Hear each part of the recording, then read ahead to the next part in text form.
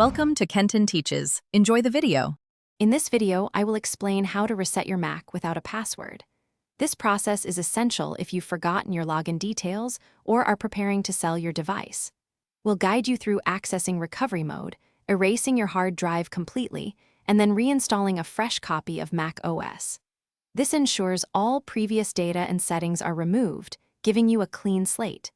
It's the only reliable method for a full reset without knowing the current password. To begin, you need to boot your Mac into recovery mode.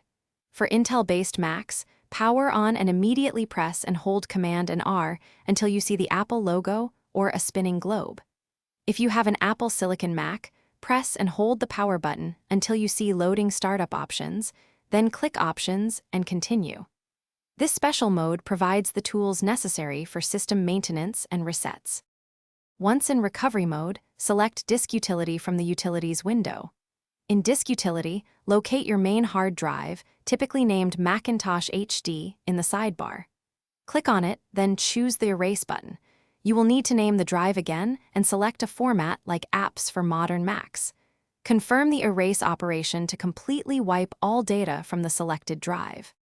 After successfully erasing your hard drive, return to the main Utilities window.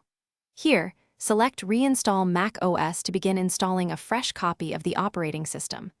Follow the on-screen prompts, agreeing to the terms and selecting your newly erased drive as the destination.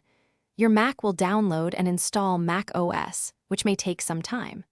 Once complete, your Mac will restart with a brand new, password-free setup. Thanks for watching. Please subscribe if this video was helpful.